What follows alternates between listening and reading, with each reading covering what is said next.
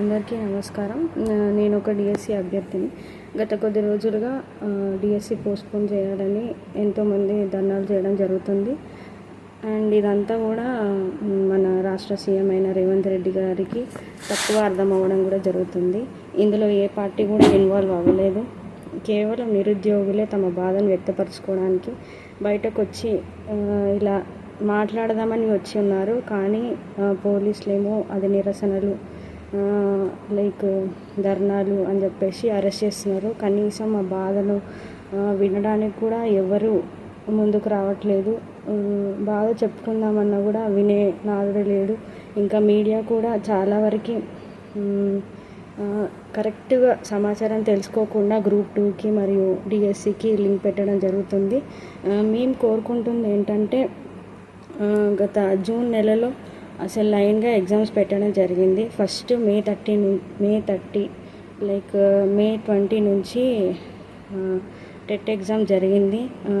అది జూన్ 2 దాకా కూడా జరిగింది. దాని తర్వాత హెచ్డబ్ల్యూఓ ఎగ్జామ్స్, దాని తర్వాత డిఏఓ ఎగ్జామ్స్, మళ్ళీ సీటెట్, ఇలా అన్నీ కంటిన్యూస్గా జరగడం మరియు వాటన్నిటికి కూడా డిఫరెంట్ సిలబస్ ఉండడం వల్ల దానికే చదవడం వల్ల ఇప్పుడు డిఎస్సికి ఉన్న సిలబస్ని రివిజన్ చేయాలన్నా కానీ మ్యాక్సిమం టైం పడుతుంది.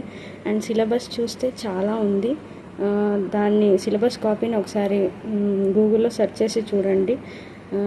దెన్ ఆఫ్టర్ ఆ కంటిన్యూస్ ఎగ్జామ్ వల్ల మెంటల్ ప్రెషర్కి గురయ్యి సరిగ్గా చదవలేకపోతున్నాము. ప్లస్ డిఎస్సి కూడా కొద్దిగా ముందుకు పోస్ట్పోన్ చేస్తే మాత్రం చదువుకోవడానికి అవకాశం ఉంటుంది.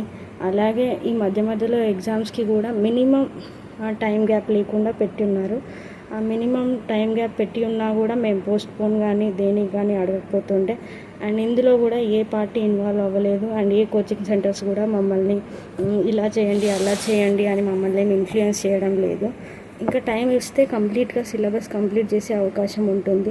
ఇంకా రివిజన్ కూడా టైం అవసరము. ఓన్లీ చదువుకొని వెళ్తే మాత్రం అసలు రాయలేము. కనీసం రివిజన్కి కూడా టైం ఉండాలి.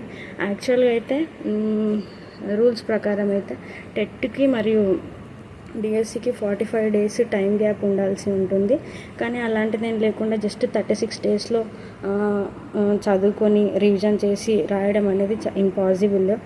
తర్వాత ఇక్కడ మనకు ప్రజాస్వామ్య దేశమే ఇది. చెప్పుకోవడానికి అవకాశం ఉంది, కానీ చెప్తుంటే వినే నాదుడే లేడు.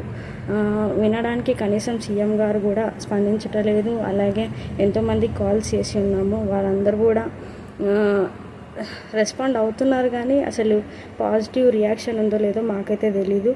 కనీసం మా బాధ ఏంటో తెలుసుకోవడానికి కూడా గవర్నమెంట్ ప్రయత్నించడం లేదు.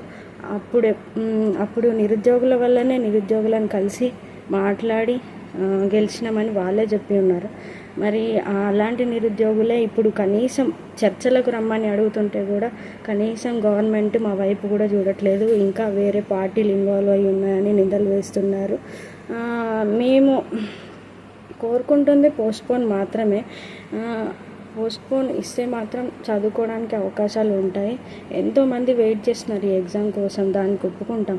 కానీ ఇలా continuous exams and different syllabus ఉండడం వల్ల అస్సలే టైం లేదు.